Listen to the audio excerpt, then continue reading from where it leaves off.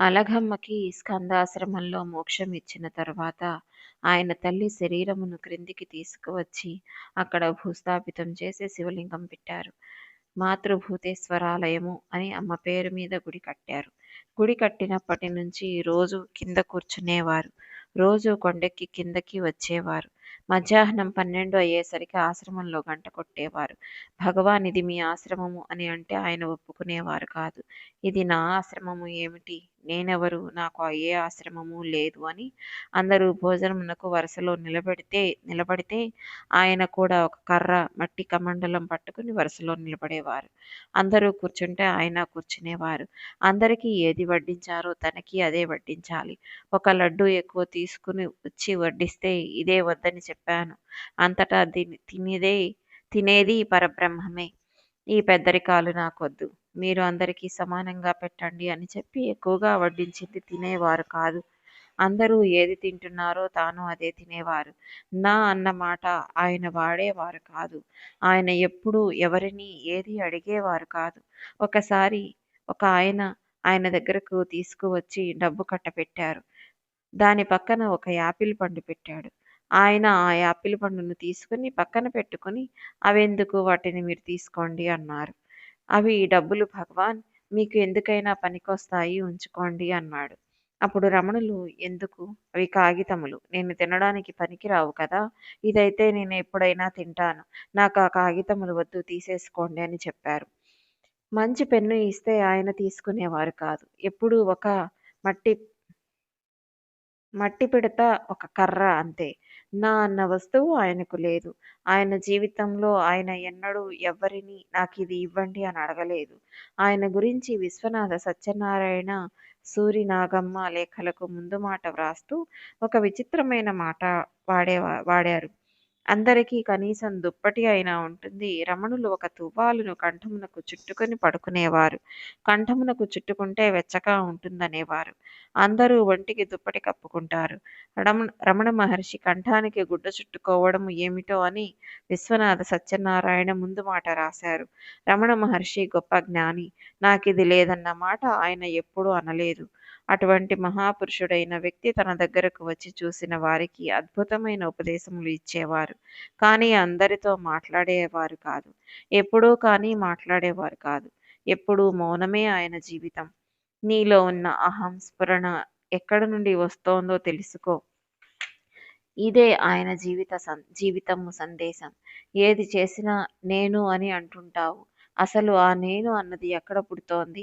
అది నువ్వు నిజమైన నేను, మిగిలిన నేను నిజమైన నేను కాదు. అది అబద్ధం నేను అని తెలుసుకో. అందుకు వచ్చింది జన్మ అని చెప్పేవారు. ఎంతటి మహాత్ముడైనా ఏదో ఒకనాటికి శరీరమును విడిచిపెట్టాలి కదా. ఇంత పరమ పవిత్రమైన జీవితమును గడిపినటువంటి రమణులకి మోచేతి మీద సర్కోమా అనే వ్యాధి వచ్చింది. ఆ పుండులో నుంచి నెత్తురు కారిపోతూ ఉండేది. దానికి ఒకసారి ఆపరేషన్ చేసి పైత్యపు ఎండలో దానికి సూర్యునికి ఎదురుకుండా పెట్టి ఆ పుండుకు కట్టు విప్పి డ్రెస్సింగ్ చేసేవారు. డ్రెస్సింగ్ చేస్తుంటే రక్తం విపరీతంగా కారిపోతూ ఉండేది. అందరూ చూసి భయపడుతూ ఉండేవారు. ఆయన అనేవారు, ఏమయ్యా, ఎందుకు అలా బెంగ పెట్టుకుంటారు? చూశారా, ఇది సూర్యచింతామణి. సూర్యకిరణములు పడినప్పుడు ఎర్రటి బంగారమును పెడుతోంది. ఎర్ర బంగారం ఈ శరీరంలో నుంచి ఎలా కారుతోందో చూడండి అనేవారు. ఒక ఆయన వచ్చి, అయ్యా, మీకు వ్యాధి వచ్చిందట, పుండు పుట్టిందట కదా అన్నారు. అప్పుడు రమణులు, నాకు పుండు పుట్టిందా? నాకు పుండు పుట్టదు. పుండుకు పుండు పుట్టింది. ఈ శరీరం నాకు పుండు పుట్టింది, కానీ నాకు పుట్టడం ఏమిటి అన్నారు. ఆ పుండుకు 3-4 పర్యాయములు చికిత్స జరిగింది. ఆయన బ్రహ్మజ్ఞాని అని చెప్పడానికి ఒక ఆశ్చర్యకరమైన సంఘటన జరిగింది. ఆయన పుండును కోయడానికి ఎప్పుడూ ఎనస్థీషియా తీసుకోలేదు. ఎనస్థీషియా ఇవ్వకుండా ఆపరేషన్ చేసుకోమన్నారు. సర్కోమా వచ్చిన తర్వాత ఆయన తిరువణ్ణామలై విడిచిపెట్టలేదు. ఆపరేషన్ థియేటర్ పూర్తిగా చెన్నై నుంచి తిరువణ్ణామలై తీసుకువచ్చి తిరువణ్ణామలైలో ఫిక్స్ చేశారు. ఆయనను చికిత్స చేసిన తర్వాత ఒక విచిత్రం జరిగింది. ఆయనకు బాగా వేడి తగిలితే మంచిదని ఆయనను ఒక గదిలో ఉంచి హీటర్లు తీసుకువచ్చి ఆయన చుట్టూ పెట్టారు. ఎవరూ లోపలికి వెళ్ళకూడదని తలుపులు వేసేసి అందరూ బయటికి వెళ్ళిపోయారు. ఆయన లోపల కూర్చున్నారు. తెల్లవారింది. దర్శనం చేసుకువద్దామని ముఖ్యమైన వాళ్ళు లోపలికి వెళ్లారు. అందులో బాగా భక్తి ఉన్న ఒక తల్లి సూరినాగమ్మనే ఆవిడ ఈయనను చూసింది. చూసేసరికి ఆయన ఒళ్ళంతా దద్దుర్లెక్కిపోయింది. ఎర్రటి దద్దుర్లెక్కిపోయి శరీరం పండు విడిపోయినట్లు విడిపోతోంది. అంత బాధ వేరొకరు తట్టుకోలేరు. ఆవిడ ఆయనను మీకు ఒళ్ళంతా ఇలా దద్దుర్లు ఎక్కిపోయిందేమిటి అని అడిగింది. అప్పుడు ఆయన రాత్రి వీళ్ళెంతో ఖర్చు పెట్టి తీసుకువచ్చి ఏవో హీటర్లుట పెట్టారు. దాంట్లో నుంచి సెగలు వచ్చేశాయి. ఆ వేడిని ఇది భరించలేకపోయింది. భరించలేక ఇది ఇలా బొబ్బలెక్కిపోయింది అన్నారు. అప్పుడు వాళ్ళు కళ్ళనీళ్ళు పెట్టుకొని మేము హీటర్లు పెట్టినప్పుడు తెరలు పెట్టామని చెప్పాము. తెరలు లేకుండా హీటర్లు అంత దగ్గరగా పెట్టి చాలా పొరపాటు పని చేశారు అని చెప్పారు. అప్పుడు ఆయన పాపం వాళ్ళు నాకు ఒక కుంపటే పెట్టవచ్చు. ఏదో అంత ఖర్చు పెట్టి నా కోసం 4 హీటర్లు పెడితే నాకు వేడిగా ఉందని వాళ్ళని రాత్రిపూట లేపి ఇబ్బంది పెట్టడం నాకు ఇష్టం లేదు. పోనీ ఇదేదో వేడిని పొందుతోంది పోనీయండి. దాని బాధను అలా సాక్షిగా చూస్తూ ఉన్నాను. ఏదో బాధపడిందేమో అలా వికారంను పొందింది అన్నారు. అలా ఎవరు అనగలరు? అలా ఎవరు ఉండగలరు? అందుకనే బ్రహ్మజ్ఞానిని అనుకరించరాదు అని చెప్తారు. ఈ స్థితిలో సుమారు 4 సార్లు ఆయనకు శస్త్రచికిత్స చేశారు. అది మెల్లమెల్లగా పెద్దది అయిపోయి అలా నిరంతర రక్త ప్రవాహము ఆగిపోయేది. సూదులు వేసి కట్టారు. చెడు రక్తము లాగేస్తాయని జలగలు కరిపించారు. ఆఖరున ముగ్గు వేసి ఆ జలగలను లాగేస్తే ఒక జలగ మాంసపు ముక్కతో వచ్చేసింది. కింద పడేస్తే ఆ జలగలు కదలకుండా అలా ఉంటే ఆయన ఓహో ఈ జలగలకు కూడా బ్రాహ్మీ స్థితి వచ్చింది అనేవారు. అదీ విచిత్రం. 104 జ్వరం వచ్చి సోఫా మీద నుండి లేవలేక శరీరం తడబడిపోతుంటే భగవాన్ మీరు పోతారేమోనని మాకు భయంగా ఉందంటే నేను పోవడానికి చోటెక్కడుంది? నేను అంతటా నిండి ఉన్నాను అనేవారు. ఈ స్థితిలో కొంతమంది మహానుభావుడిని లేచి పట్టుకోబోయారు. అప్పుడు ఆయన మీరు నన్ను పట్టుకోబోయే ప్రయత్నంలో నన్ను పడేస్తారు. ఇది నటరాజస్వామి. ఈ శరీరం నటరాజస్వామి తాండవం చేస్తోంది అన్నారు. రమణుల గురించిన ఒక సంఘటనను సూరినాగమ్మ కన్నీటితో రాసుకున్నారు. సూరినాగమ్మ జీవితం ఒక విచిత్రమైన జీవితం. సూరినాగమ్మ లేకపోతే రమణ మహర్షి అప్పుడప్పుడు మాట్లాడిన మాటలు మనకు తెలిసి ఉండేవి కావు. ఆవిడ ఆశ్రమంలో ఏ రోజు జరిగిన విషయం ఆ రోజు ఆమె అన్నకి రాసి పోస్ట్ చేస్తే అవి సూరినాగమ్మ లేఖలు అని కొన్ని వాల్యూములుగా ప్రచురణైనాయి. దానివల్లే మనకు భగవాన్ రమణులు ఎప్పుడు ఏమి మాట్లాడారో ఎన్నో విషయములు తెలుస్తుంటాయి. సూరినాగమ్మ 9వ ఏట తండ్రి చనిపోయారు. 10వ ఏట తల్లి మరణించారు. 11వ ఏట పెళ్లి చేశారు. 12వ ఏట భర్త మరణించారు.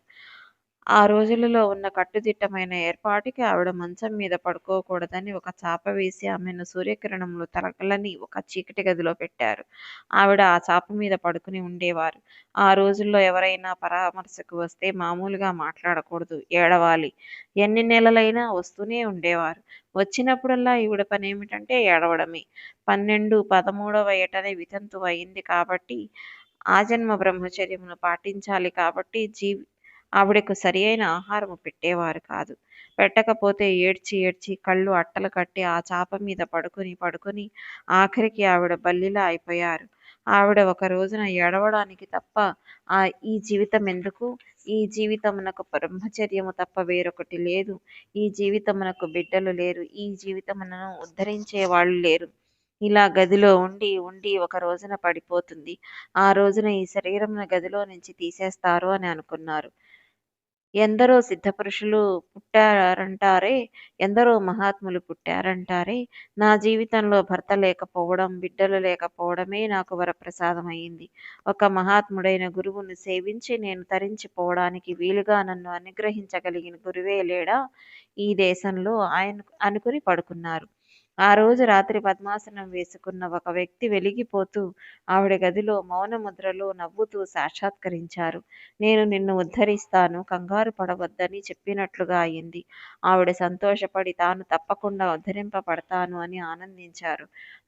తదనంతర కాలంలో ఆమె అన్నగారికి బదిలీ అయితే ఆవిడ విజయవాడ వెళ్ళారు. ఆవిడ అప్పుడప్పుడు బయటకు వచ్చి ముగ్గు వేసేవారు. ఆవిడ ముగ్గేస్తే అక్కడ స్త్రీలు బాల వితంతువు భర్త పోయాడు. ఇంకా ఆ తల జుట్టు ఏమిటి అని అడిగేవారు. ఆఖరికి ఆవిడ లోకం బాధపడలేక తనకు శిరోముండనం చేయించేందుకు వెంకటరమణుల దగ్గరకు తీసుకువెళ్ళమని అడిగారు. అక్కడ వెంకటాచలంలో తలనీలాలను ఇచ్చెయ్యాలని భావించారు. వాళ్ళ అన్నగారు మనసులో బాధపడుతూ ఆమెను వెంకటాచలం తీసుకువెళ్ళారు. విచిత్రమేమిటంటే తీరా వీళ్ళు కొండెక్కుదామనుకునేసరికి బంధువులలో ఎవరికో ప్రసవం అయింది. కాబట్టి జాతాశౌచం వచ్చింది. కొండెక్కడానికి వీల్లేదని వెనక్కి వచ్చేశారు. ఇది వెంకటరమణుని ఆజ్ఞ. తన జుట్టు తీసుకునే అవకాశం లేదేమోనని అనుకున్నారు ఆవిడ.